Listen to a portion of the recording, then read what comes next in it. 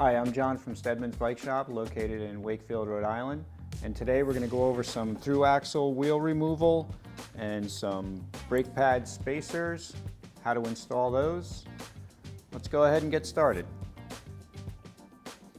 We have a bike with a thru-axle on it. Some of these will be 5mm, some will be 6mm. Most common are 6.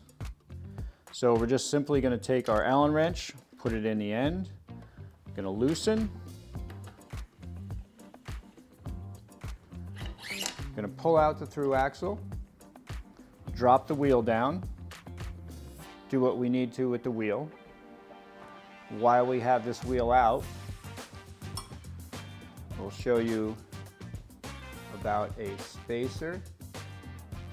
And what this is meant to do is, if we look right here, this is where the rotor would go in the brake caliper.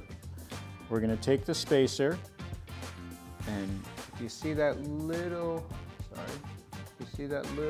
clip right there, that is going to hook on this pin right here and hold this in place for us. The purpose of this guy is so that if we were to squeeze our brake lever while your rotor is out of its place, it just doesn't allow the brake pads to stay squeezed in. If that does happen to you, don't get nervous. You can put a butter knife in there or a putty knife into the brake pads. We use something like this, and you're just gently going to put it up into those pads and easily and slowly just spread them out. So if it happens to you, don't get nervous. It's an easy fix. To reinstall the wheel, we're going to take our rotor and we're going to make sure it's lined up with our caliper. Hey, Tallulah. Hey, buddy. What's going on? This is Tallulah. So we want to keep our fingers away from the rotor. Number one, they're sharp.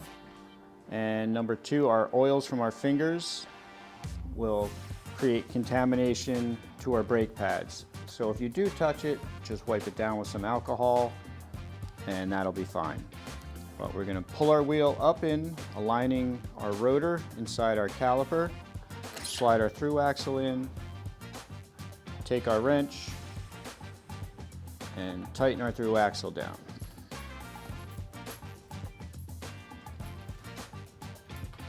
Make sure our wheel rotates without rubbing on the brake pads. Check our brake, and you're all set to go. Tallulah!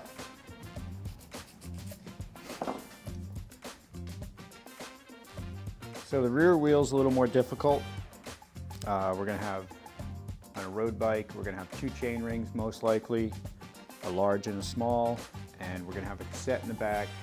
We're going to have a derailleur, so we have a little more to contend with.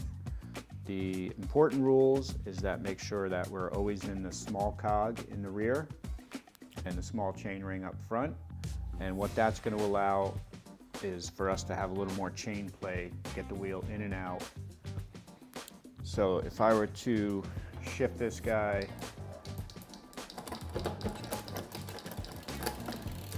all the way up, you can see that the chain is going to be at maximum tension due to the big and the big, and it's not going to be very easy for us to get the wheel out of there.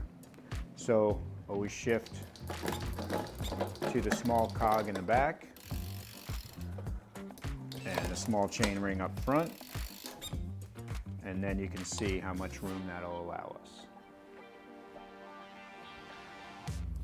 Okay, so we're going to take our 6mm wrench, I'm going to put it into the thru axle.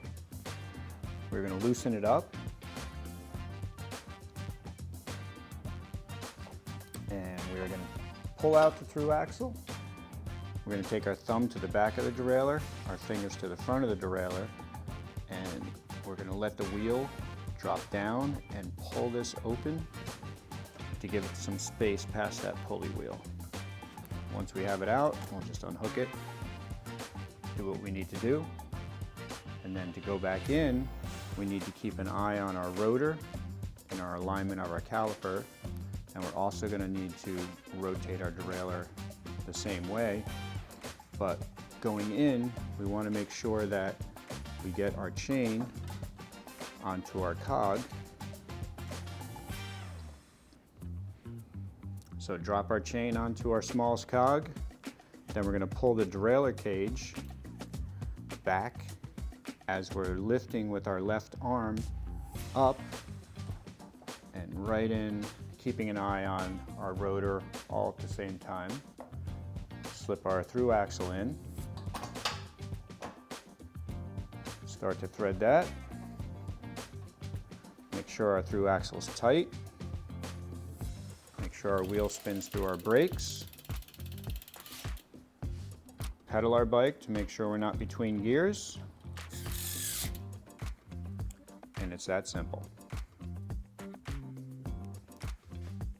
From all of us at Stedman's, we hope this little tutorial helped you with your wheels, getting them in and out, and some brake spacers. Go ride your bike.